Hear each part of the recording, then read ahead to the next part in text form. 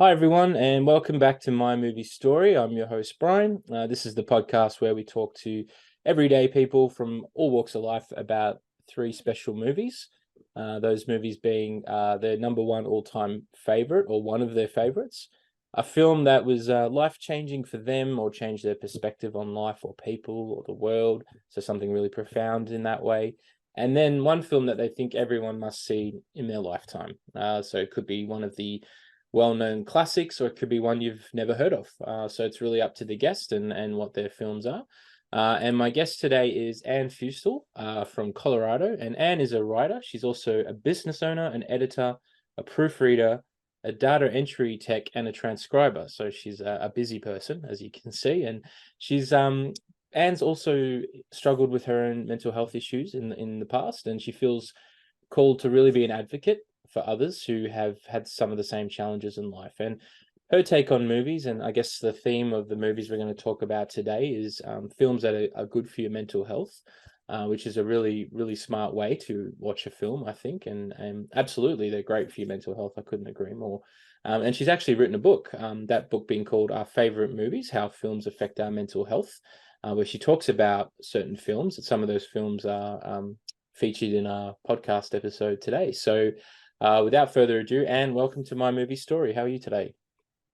I'm doing well. I'm very excited to be on your show. So thank you so much for having me. Yeah, no, thank you. This is really exciting. And not only a movie buff, but an author, someone who's written a book about movies. And yeah, I'm really, really excited and looking forward to this chat as well. So and I think it's a really interesting angle you're coming to the episode today around how films improve our mental health, and which was the basis of your book. So could you tell us a little bit more about your book and yeah, your relationship to films and how they help mental health? Like, where did all this sort of come from?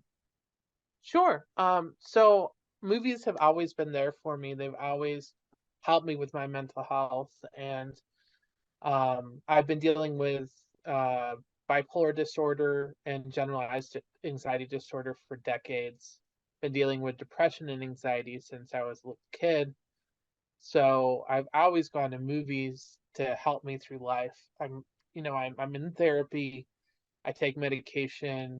I I have um, strong relationships, but it's always good to have as many sort of legs to stand on as you can when it Mm, comes to coping skills or things to help you through the day. yep, So one of those for me is movies, and I really love to help people understand how much movies can help everyone yep. and how it's an easy, cheap way. Some people think, oh, coping skills, that's like yoga, that's like Mm, going on retreats and spending all this money on all these different things to try to get yourself in a better mind space. It's as simple as watching, taking a movie you have on your shelf for DVD, or going to your streaming or cable if you got cable, and yep. just watching a movie. Yeah, So it's for an sure. easy, simple, really great way to cope with what you've got going on in your life. 100%. And we live in a very convenient time of being able to access those movies now with watching a film on our tablet, our laptop, our computer, our phone, and we can pause it there and go and watch it on a different device in another room or another country or another state or time zone and just continue with that. So that's probably a really helpful part with the mental health journeys, being able to take it with you. Before it was all videos and DVDs, but now some people would say it's probably too convenient, but I think maybe in the vein of being able to access those films for mental health, having that convenience is probably a good thing, isn't it? Yeah, yeah, Yeah, it's definitely, yeah, but when you talk about the being too convenient, it's important for folks not to spend 24/7 watching movies. It's okay to watch, a movie a day, or even sure, a couple of movies a week or something like that. absolutely. But we also want to talk about moderation, I think, is something that's important as well. Yep. Patton Oswalt has a really interesting book.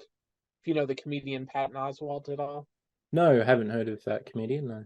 So he's really funny. He's been in a number of movies and TV shows and such, but he has a book about how he would just obsessively go to the movies specifically to see older movies, Mm, to the point where he was neglecting relationships and things like that. right. Yep. So it's important, like everything in life, in moderation. Absolutely. Um, but I'm a firm believer that, you know, that movies really can help not only comfort us, but Hmm. show us things, help us understand things and understand people better. Yeah, spot on. I couldn't agree with you more, Anne. And I think the importance of having diversity in movies and showing different people and different walks of life and different situations is important. And it's good to expand your viewing horizons, I suppose, and watch as many different movies as possible. Which, and for me, and since hosting this podcast, it's actually encouraged me to go and watch the films our guests want to talk about before we do the episode. And I've gone and watched films I've never heard of and films I maybe normally wouldn't watch, and I've found myself really enjoying them. And one of those films you're going to talk about today, which I didn't even know existed, and I've watched it and I love it, and I'm really keen to talk about that one with you. So quickly, just quickly about your book. So this relationship with movies and mental health sort of spawned this book that you've written. So can you tell us a bit about this book and what could readers expect or experience with the book? Sure. Sure. The book, so basically there's three parts to it. The first part is my mental health journey, you know, what steps or what I've gone through on my mental health journey, including a suicide attempt. So it can go kind of dark in parts. Um, but obviously I'm still here, so that's good. Hmm. And then I talk about the psychology behind movies. I talk about sort of some of the negatives that you can find in movies and how those affect people. Things like racism, sexism, transphobia, Mm-hmm. xenophobia, fat phobia, that kind of thing. Yeah. And then um, exactly how movies affect me, how they affect everyone. So that whole bit was the psychology piece. And then I have a movie guide where I talk about 12 of the movies, well, 10 of the movies that I watched, me and my sister growing up, over and over and over again. Yep. And then two of the movies that I discovered when I was in my 20s and 30s that I really enjoyed. Fantastic. Yeah, and I believe the three films you're going to talk today are also featured in your book. Yeah, Yeah, fantastic. those are Yeah, three so of the 12. beautiful, yeah. So anyone who's keen to check out Anne's book, you can see the cover on the screen now, and we'll pop the link under this episode as well for anyone who'd like to order themselves a copy. I have, and it's on its way. It's being shipped across the Pacific, I think, as we speak. So I'm keen to read that and dive right into that topic. I think it's really great, really helpful. So fantastic. So let's look at these movies now, Anne. So we've got, like I said, we've got these three categories: your all-time favorite, the film that changed you or your perspective, and the film you think everyone must see. So I thought we might start with the film that is your all-time favorite. So I'll just let you just tell us the name of that film and introduce it, and then we'll go from there. Sure. Yeah, So my all-time favorite movie is Inside Out, which is a Pixar film that came out about 10 years ago. brilliant. Ready to launch on your command, sir. Just shut up! Fire! That's it. Go to your room. The foot is down. The foot is down. Good job, gentlemen. That could have been a disaster. Well, that was a disaster.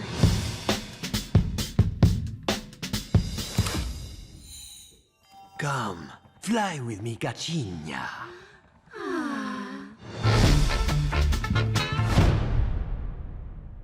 It's going to have a sequel. I'm very excited about that. Yes, can't wait for that. Yeah. It's going to be great. But basically, the story is it's about an 11-year-old girl named Riley and the 5 basic emotions inside of her head: anger, fear, joy, sadness, and disgust. Did I get all 5? Anger, fear? Yeah. Okay. Yep. So basically what happens is that Riley moves because her dad gets a job in another state, and so she goes from Minnesota to San Francisco, California. And we see her emotions sort of for the first time really get tested, Hmm. get extreme, and Yep. fight with each other, and Mm. have she really turns into almost like another person. Yep. And so it's really really love it because it really shows mental health, I think, in a really interesting way. It Mm. shows sadness in an interesting way. One of the Yep. things that happens in the movie is that sadness and joy get lost inside Riley's mind. That's right. And Yeah. you really, yeah, you understand what happens when you can't go to sadness anywhere, where you can't feel sadness, and how important sadness is to a person.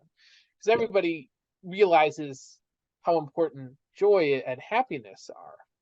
Everybody realizes, oh, how hard is it when you can't feel happiness? But not everybody realizes how hard it is when you can't feel sadness. Mm. Yeah. That every emotion has a purpose. Yeah. And there's a particular scene in the film which you might bring up, or I might mention, where you know where one of those emotions surprises the other one, and actually helps them move forward, which was, I thought, really interesting. And I guess as a not just one of Pixar's best films, but it's probably one of the best animated films ever made, and just as a standalone film from the past 10 years, because 2015 I think it came out, you said. Hmm. Yeah, it's just got to be one of the best films, period, that I've seen in a very long time.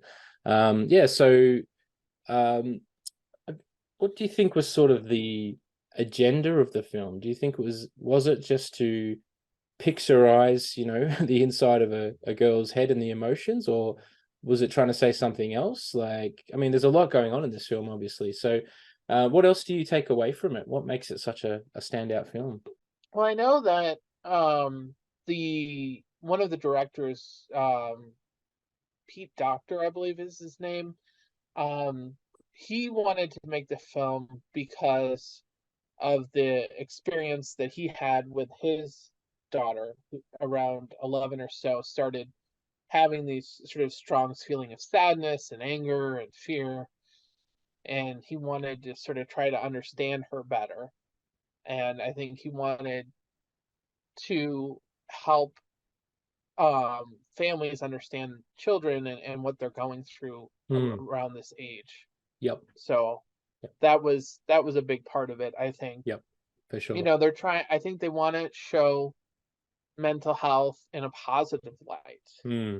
And I remember there was a shirt where they were like, with all the Pixar stuff, what if cars had feelings? What if such and such feeling? What if feelings had feelings? Yeah. What a great question. So Yeah. Yep. yeah, I think there could be, I think with any movie you could, you, you think about what are the all the different reasons why they made this film. But I think Hmm. the number one reason they made the film was to help people understand mental health, and help and see it in a more positive light.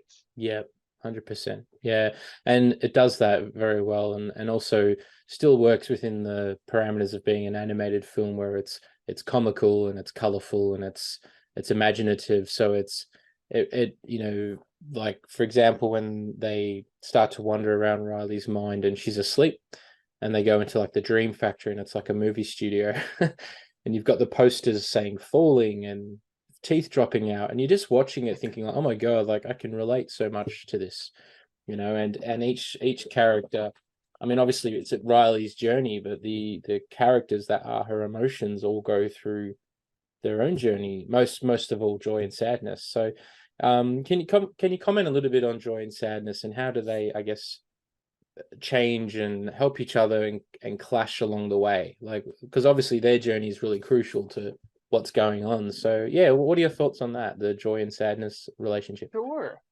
Well, I thought that was a really interesting relationship, because you see it at first, you see Joy very controlling with sadness, and like, you can only stay in this little circle. You're only allowed to be sad over in the corner. Yeah, yeah, And you yeah. know, you can't and the idea that sadness would touch anything makes joy furious. Mm, So, like just be over by yourself and don't do anything. that's right. Um, so, you know, at first they're definitely opposites. Or at least Joy believes sadness is the opposite of her, but I think sadness is always e- throughout the movie, even from the beginning, sadness is more multidimensional than Joy is. Yep, Um, she is her own person kind of thing, her own emotion. for sure. So Yeah, but we see them getting sucked out of emotional headquarters where they sort of live and they emote into you know I think she starts in the memories and the core memories. that's right. Yeah, So basically what we see is Joy's growing up. I think we see Joy maturing throughout the film, and mm, we see her understanding that she's not necessarily the most important emotion, she's one of the most important emotions. yeah. She certainly held herself in that regard, like because prior to Riley and her family moving to San Francisco, she lived this very happy, blissful life, and Joy was pretty much running the show, and everyone had a very clear purpose. But once they moved, and Joy sort of lost that control, and she was trying so desperately to make Riley happy because that was her purpose. And then she discovered that, her purpose didn't matter because Riley was changing. So Joy had to change with her. And I think there's the scene that really cemented how brilliant I thought this film was in terms of how it deals with mental health is um, where they meet Bing Bong, her imaginary friend, Mm-hmm. and they're walking along, and as Riley changes, the little work people, the little minions or whatever they are that work in her brain, are shoveling everything off the edge of the cliff and into the canyon, and over goes Bing Bong's the rocket ship that he and Riley built, and he gets sad, and then Joy's like, come on, it'll be fine, let's just keep going. And then Sadness sits down next to him and talks to him and listens to him about his sadness, and then he feels better, and then they get up and keep moving, and Joy's just like, what just happened? So that, I feel that scene was brilliant in orchestrating how it's okay to feel sad. Like Mm-hmm. there's a lot of sometimes shame and stigma over these negative, painful emotions. It's like be positive and upbeat all the time, and that's not reality. That's not how we're designed, and that's what I thought that scene signified. So I thought that was brilliant how they did that. And from your point Yeah. of view, any other scenes that really stood out for you? Well, I just want to say I think I write about that scene in my book because that's probably my favorite scene in the whole movie. It's It's brilliant. just Yeah. how important empathy is and how you tap into empathy is through sadness, Mm, or the memory of sadness. yep. So that's really important. I worked on a Colorado at the so I live in Colorado and I worked at the Colorado Crisis and Support Line for a year. So I really, I have experience with that kind of scene, Right. and it's really important not to try to just, oh, everything's gonna be okay and Hmm. you're gonna be okay and you know that kind of thing. So Yeah. I really love that scene. Yep. I love the whole. Pretty much any scene with Bing Bong, whether it's a happy or a sad scene, Yep. I enjoy. I thought Yeah. that the voice actor for that, Richard Kind, I believe, is the Right. guy who voices Bing Bong. I mean, I like all the voice actors, but he I think is Yep. particularly good. Very good. Yeah. And like the part that I think pretty much everyone cried was when Joy and Sadness finally make it up, and he's like, "Take her to the moon for me," and he just fades away. Yeah. It's just like heartbreaking, heartbreaking. But Pixar, like they're just geniuses when it comes to storytelling and the symbolism behind the themes and how they use the whatever character or image they're focusing on: toys, cars, fish, dinosaurs, monsters, and they can convey these amazing emotions. I think it's very, very clever storytelling. It would be fascinating to be a fly on the wall in the room with all the writers sitting there coming up with these ideas, wouldn't it? Yeah. Well, as a character is, I think it's Dolly Parton's character in Steel Magnolia says, "Laughter through tears is my favorite emotion." Yeah, there you go. And So interesting you you can mentioned that, definitely see that. because I just spoke to one of our guests and her film was Steel Magnolias. Oh, Yeah, Tonya, episode 10. So if anyone wants to explore that film a bit more, you can check that out and watch it yourself. So yeah, interesting little reference there. So yeah. Another reason for me to go and watch Steel Magnolias, which I didn't get around to watching, but yeah, fantastic. So I guess any other sort of final comments or observations about Inside Out? Like, is there, or is there something about the film that maybe really surprised you, or that that taught you about something? Like, how did it mm. just surprise you? Well, I would say I don't know if it surprised me, but I loved it, the scenes where they sort of show inside of other people's heads Oh, yeah. besides Riley, including a cat and a dog, Yes, which I thought was hilarious. that was great. That was a great There's touch. some really, really funny parts Yep. you see inside of. I also like how inside of her mom's head, it's like everybody's all the parts of inside of her head are empathetic, which I thought was Yes. really interesting. Yep.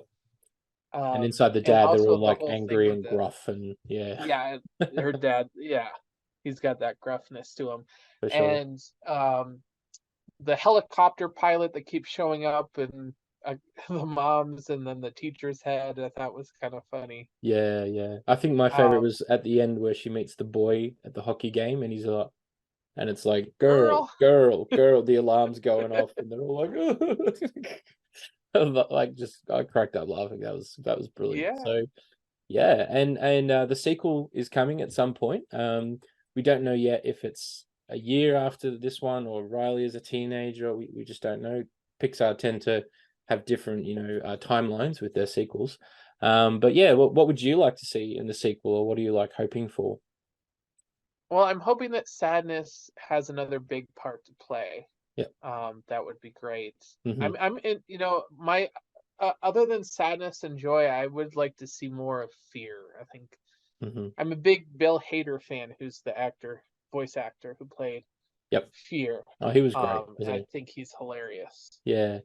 I actually had a work costume party many years ago, and my team and I all went as the characters from Inside Out.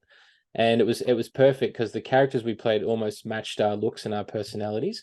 And I'll pop the picture up here on the screen as I'm talking about it. And I played Fear, and I had great fun making that costume and just being like all night long.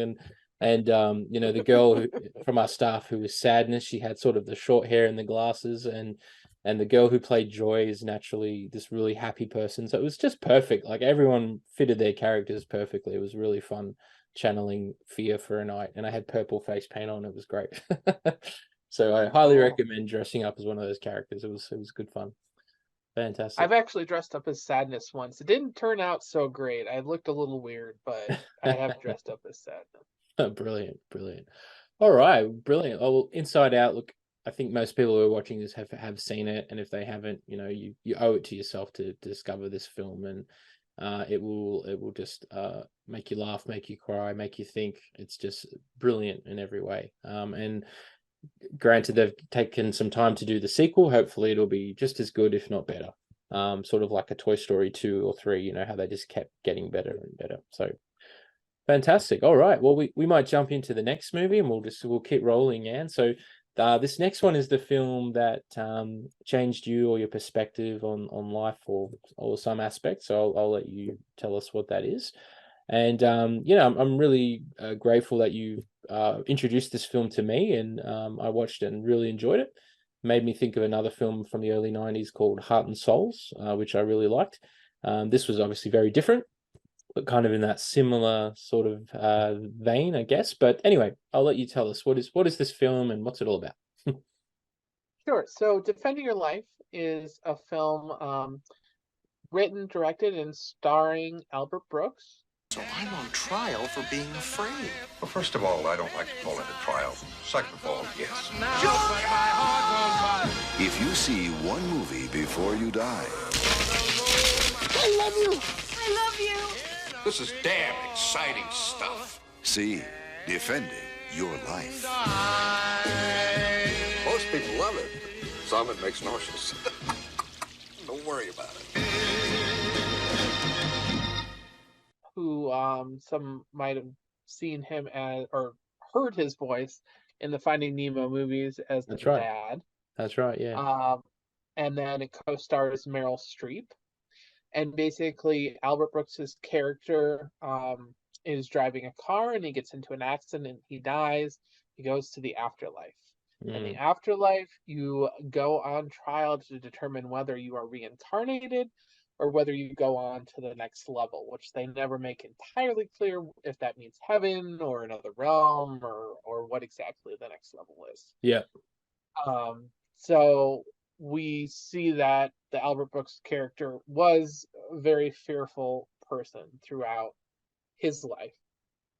And the Meryl Streep character, who he meets sort of randomly, when he's and now I'm forgetting to remind me how exactly they meet, because I'm drawing a blank on that. He goes to watch a stand-up comedian, and she's sitting a few tables away from him. Yeah. That's right. Yep. So basically, they are complete opposites, but he makes her laugh. He really enjoys her company. They have an instant connection, even though they're very different people. So, but as the time goes on, it becomes clear and clear to him that she is definitely moving on, and he probably is not. So he has to sort of figure out what to do about the whole situation. That's and right. how to connect, how to connect or not connect with her while they're both in the afterlife. Yeah. And this afterlife was this fascinating place called Judgment City. So tell us a little bit about Judgment City, and could you sort of what were some of the comparisons to society that were going on there? And because it was a really unique take, I think, on that time between death and then the next place, that kind of limbo, I guess, where souls might go for a few days or something. But yeah, tell us a little bit about the setting, and then maybe we can talk a bit about when he goes on trial, which is what the title of the film is referring to. So yeah, Judgment City. What is this place? Yeah, Judgment City is basically like suburbia, I think, would probably be the best way to describe Judgment City. I think they said it was kind of like Los Angeles, like suburban Los Angeles at one point. But it's very sunny. It's always like 72 degrees. It's beautiful. You can like ride horses and go out to restaurants and see your past lives at the Past Life Pavilion, which was one of my favorite scenes. So you can sort of and you can eat all you want and not gain weight. You can, you don't get hurt. Nothing bad can ever happen to you in Judgment City. So, but yeah, like Shirley MacLaine has a little cameo in the Past Lives Pavilion, which is a cute little scene. I don't know how many people know who Shirley MacLaine is these days, but she's sort of famous for being very vocal about believing in reincarnation. So right. Yeah, I didn't pick up that was her. Oh, I'll have to go back and because again we just reviewed Terms of Endearment on a previous episode with that was Shirley MacLaine, wasn't it? I think yes, it was. Yes, sorry. And she was in Steel Magnolias. And Steel Magnolias, yes, yeah, very big in the 80s and early 90s. Yeah, absolutely. It's a fascinating take on that place in between death and afterlife, and written and directed by Albert Brooks, who has a very sort of a dry, kind of sarcastic sense of humor. He's very witty. He's very like tongue-in-cheek kind of humor, and can play this man in this existential crisis. And he was the perfect voice for Marlin in the Finding Nemo films. I thought that was genius casting as well. let's talk a little bit about the process he goes through and why he's in Judgment City, which is to defend his life. Which Right. when I saw the trailer for the film, they don't really show that part. They kind of more just show the relationship between him and Meryl Streep. But it has this whole other element to there where it basically he's revisiting these scenes in his life. So yeah, can you comment a little bit on that and yeah, Sure. what was that all about, did you think? Well, I thought it was really interesting. So basically, what happens is that there's like a prosecutor and a defendant, a Mm, defending attorney kind of thing. Like it's an actual trial. yep. Um, but one of the things that I found was interesting was how much the the prosecutor sort of felt like she really knew what she was doing, and she was very specific, and they called her the Dragon Lady, Yeah. which I found that was very interesting. Yeah. But they come up with different scenes from his life over his entire life since he was a baby, Hmm. to sort of show scenes where either he was living his life out of fear or out of joy or some other emotion. Yeah. But I think it's a really interesting portrayal of anxiety, of what it's like to live with anxiety, how anxiety can hold you back at times, um, but also why you should forgive yourself for feeling fear, for feeling anxious. Mm, I yeah. I think that there are different ways you can look at this movie. There's different sort of different so many different ways you can approach sort of thinking about this movie. But one of them for me was the anxiety bit, Mm, and you know how that dragon lady can, that voice in your head that's saying, your fear is unnatural, your fear is terrible, what mm. you're feeling is you're a bad person because you're feeling fear or anxiety. Yeah, that stigma and shame that was around at the time, very much so in the early 90s when it was filmed. And I think we've gotten better in recent years, especially coming out of COVID and all the lockdowns and everything. But it's still there. That stigma is still there, Yeah. Yeah, definitely. Yeah, and being a sort of a light-hearted comedy film for the most part, it portrays that topic in an interesting way. And it's really well acted, and Mel Brooks and sorry, Albert Brooks, not Mel Brooks. Albert Brooks and Meryl Streep have a really nice chemistry together, I thought. And I really like the actor who played his defending lawyer, Rip Torn, who Yeah. sadly passed away not long ago, but had lots of little supporting roles in different films over the years, and Hmm. he's fantastic. Like Yeah. I really liked his part in the film. And what did he keep saying? It's like Albert would ask him a question. He's like, "I could tell you, but you wouldn't understand because their brain capacity is like 50%, and he's still only using like 3% of his brain or something." So it was Exactly. lots of nice little touches in there, which was very Albert Brooks style kind of comedy. Hmm. And yeah, and yeah, a really interesting film. Kind of an offbeat, odd sort of story and portrayal, but really nicely done, and it has a really positive ending as well. And yeah, is there any sort of other particular moments in the film that really stood out for you, or I guess yeah, being in the category of a film that changed you or your perspective in some way, like how did it Hmm. change you or your perspective? Like what makes Sure. it so profound? Well, I really do believe that it shaped the way I view the afterlife.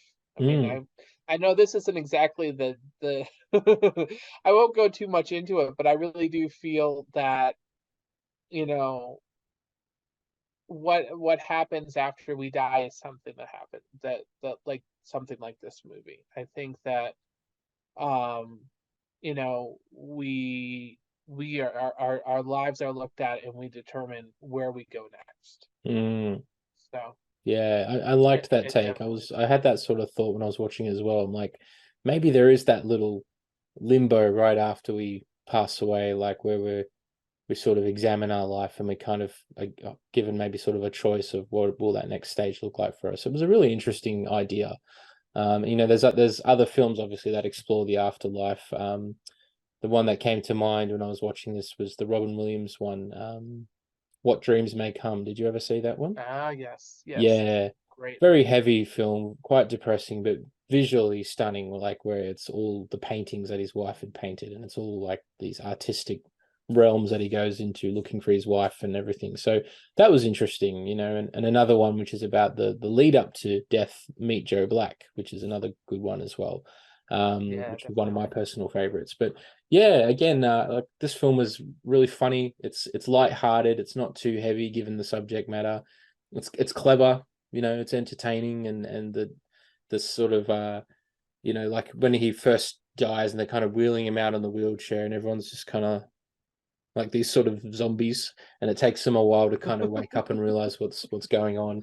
Yeah, and it was kind of like he was a guest in this hotel and kind of like a tourist, really. That was sort of the portrayal. He was like a tourist in this world, and then he started to kind of figure out how to use it to his advantage. And yeah, very, very clever, really original.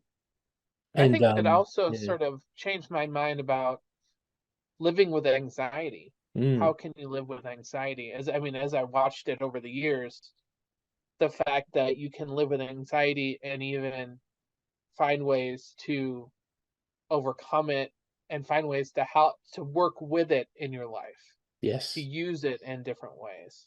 Yep. And not completely succumb to it, yep. but not feel like it's the worst thing that ever happened and you're a terrible person for no, of course feeling not. anxious. Which I think a lot of people do get very hard on themselves with their mental health condition or diagnosis, and berate themselves and beat themselves up about it. And and it's part of being human, I guess. It can happen to any of us. And like you said, I think learning to live with it and is really important, and a really smart way to work through it. So yeah, really, that's a really great point and some great advice, I think, for anyone watching who might feel that way. Absolutely. Yeah.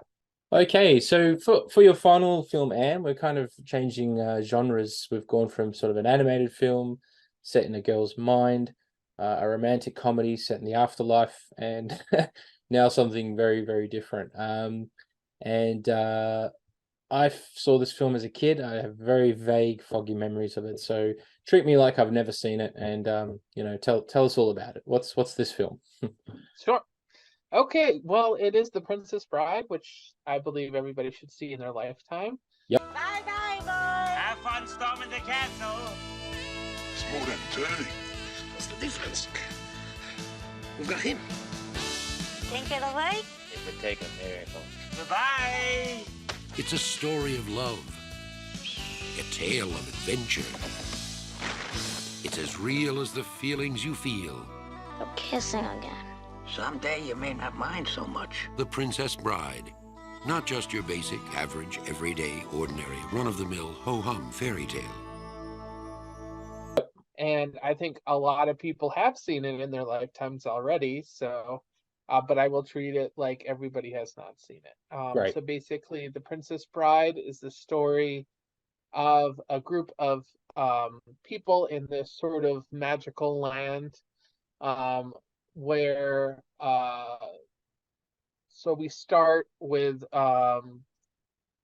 Wesley, who starts as a farm boy and then goes off to seek his fortune, and then everybody thinks that he is dead. So so Buttercup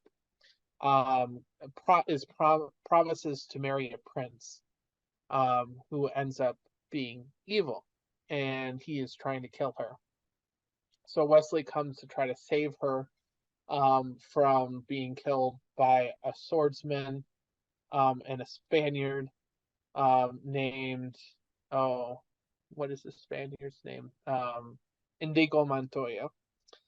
Andre the Giant, who is a giant. Him I remember but from the wrestling days, yeah. with a heart of gold, but very strong. Yeah. And Vicini, who believes himself to be the smartest man alive. So basically, the first part of the story is we sort of get everything set up, and then second part of the story is Wesley trying to save Buttercup from these three people who are kidnapping her. Right. And then we go forward from there. Excellent. So it's a fairy tale story. It's I think just hilarious. It's beautiful. It's it's just it's just it's the story of how important people are to each other, how important the grandfather is reading this story to his grandson in the movie. But yeah, it's just it's one of those movies that's in the collective unconscious, I think. Yeah, it has a bit of a Um, cult following, doesn't it? Yeah. it has a cult following for sure. It's got a lot of archetypes in it. The different characters are definitely archetypes in it. Yep. And it'll make you smile. And if Mm. you've already seen it, watch it again because it'll make you smile again. So Yeah, and you mentioned it's sort of set in this fantasy land. So is it like a period in history, or is it like a completely fictional world like Middle Earth? Like, can you tell us a bit more about the world and the setting? Like, what's going on there? sure. Yeah, it's like I don't know. Do you know the term magical realism? No. So magical realism is sort of this idea where it's sort of a cross between like a fantasy um and a reality, where it's the real world with fanatical concepts and things. So there's like giant rats and killer eels and stuff, but it also feels like it could be like medieval Europe. Mm, So it takes place in a fictional country, right. um, and with abutted by other fictional countries. But a lot of it is, it's very real. It feels very real. It just Mm, has these sort of elements of yep. fantasy. Yeah. Okay. And some of the cast in this film it's got a couple of famous, well-known faces in there, doesn't it? Yeah. Yeah. So it's got Carrie Elwes as Wesley, Robin Wright as Buttercup, Andre the Giant as Fezzik. Um, it's got Christopher Guest in it. So it depends on who you think is as famous and all that kind of thing. Like, yeah, it could keep going. Peter Yeah. Selleck, Right. Fred Savage. So Oh, right. there's, Yeah. yeah. Yeah, definitely. Yeah. And yeah, it's a film that I find keeps sort of popping up in conversations, and I think they screen it in theaters every now and then. So it definitely has this huge following, and it's been a film on my to watch list to go back and watch, because I'm pretty sure I saw it as a kid, or at least it was on TV a lot of the time, and maybe my older sisters were watching it. And probably what attracted me to it when I was young was the fact that it had a wrestler in it, because I was crazy about wrestling in the 80s, when you had Hulk Hogan and all these kind of guys. And yeah, and I guess would you say it fits into one genre? Is it a fantasy? Is it comedy, like, or is it a bit of a mix of a few different things? Oh, it's definitely a mix. I think it's Yeah. a fantasy, it's a comedy, it's a romantic comedy. Um, it's definitely got dramatic bits, Hmm. thriller bits. So I think it's got everything in it. Yeah. Fantastic. So what makes this a film that you think everyone needs to see? Like, what sort of makes it stand out so much among maybe other films of its time or style for you? I think it's just perfection. I think it's just one of those movies in my mind is the perfect movie. I don't see um really any big issues with it. It's just wonderful. It's just Hmm. hilarious. Oh, and Billy Crystal plays a Oh, miracle man in it. right. Billy Crystal. And Billy Crystal. He's great. Yeah. Um he's fantastic. I'm a huge Billy Crystal fan. Mm, I can't go wrong with Billy Crystal. he's great. Yeah. Um there's this whole scene where he that he's in where all the jokes were improv. Hmm. He did not write anything, and they filmed for 3 days this scene, and he just came up with new joke after new joke after new joke. And actually, one of the actors bruised his ribs because he was holding them so hard to keep from laughing. You can actually bruise a rib from not laughing, Wow. apparently. Yeah, that's amazing. Yeah, what a story. He's a very funny guy, yeah, and very one of the best Oscar hosts we've ever had, I think. And I read a book of his called 700 Sundays. Are you familiar with that book? So No. it was he wrote this book called 700 Sundays because that was how many Sundays he had with his dad before his dad passed away. So you've got how many Sundays in a year? 52. So 700 in total. So he had his dad. What does that make it? He had his dad for, I don't. My maths is terrible, but his dad his dad passed away when he was quite young, and then he turned that book into this live stage show, and he brought that stage show to Australia, and I didn't get the chance to see it, but then I found out there's a book about it, and I read the book, and it's hilarious. It's very much Billy Crystal and very emotional as well. So that's definitely a good read for anyone who likes Billy Crystal stuff. But yeah, and again, another film that the film buff community would probably criticize me for not seeing, because I know it's it's such a well-loved film and a classic in many ways. But like I said, I'm pretty sure I saw it as a kid. I just don't remember. But anyway, I will go back and discover it. Do you have a favorite scene or moment from the film? Oh, there's so many good ones. I'm trying to think about. I think the Billy Crystal, the Miracle Max scene is my Right. favorite scene. And Yep. the mutton, lettuce, and tomato, just all the jokes that he has in that scene. It's just Right. you just see a master at work with that. Absolutely. So, and Carol Kane is fantastic in that scene as his wife. Okay. So Yeah. she's really good in that as well. Lots of familiar names there popping up. Yeah, fantastic. The Princess Bride. Yeah, cool. All right. Well, And thank you. then like anyone want a peanut? So like all the okay, sorry, I could just keep going with all the scenes though. That's okay. Anytime there's rhyming and the whole thing with Indigo and Fezzik, those two together when they're rhyming and all that kind of stuff is just it's beautiful. So Fantastic. it's Yeah. hilarious. Oh, I'm really keen to go watch it now. It sounds like a hoot. Yeah. Fantastic. Well, thank you for sharing the story of these three films. And just to sort of wrap up this chat, I'm keen to go back to your book for a moment if we can. And you mentioned in that film you talk about 12 films. So is there maybe a couple of other honorable mentions from that book, or just any other film really about mental health you'd like to mention, and maybe why it's helpful for mental health? Sure.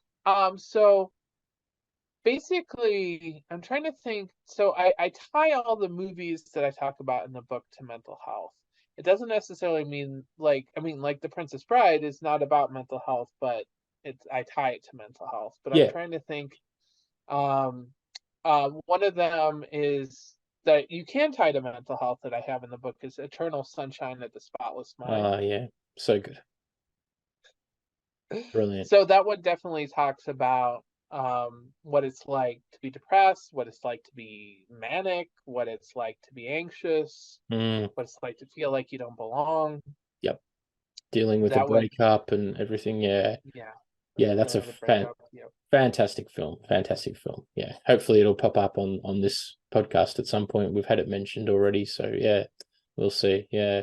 And anything recently that you've seen that sort of stands out for you in terms of it Oh, addresses mental mental health health. or just raises awareness, maybe? Mm. Oh, you're gonna put me on the spot. I'm trying to think what I've seen recently. Well, I think Everything Everywhere All at Once Oh, yes. definitely Yeah. touches on mental health. I think it Yeah. touches on feeling like disconnected from other people, Mm. feeling like complete overwhelm, Mhm. um, personality, sort of breaking down, fragmented personalities. Yeah. Um, I think that, but also how, sort of coming together with your family and finding ways to connect with your family, how important that is for your mental health. and to sort of accept other people and bring them in. So I think Yep. that one that's a good one in the last few years. That's definitely one that I think everybody should see as well. Oh, I couldn't agree more. Yeah, I just was blown away by that film, and there's so much going on in that movie to process and talk about. And I think it's a film we'll be talking about for a long time. And it cleaned up at the Oscars, and deservedly so. I thought it was really good, and just a bonkers film, but very smart at the same time. Yeah. All right. Well, yeah, I think we could just pick your brain all day, Anne, about movies and then mental health. And I think anyone who's been really drawn in by this and what Anne has to say, definitely grab a copy of her book. The title's popping up on the screen there. We'll share the link under the video description for this episode.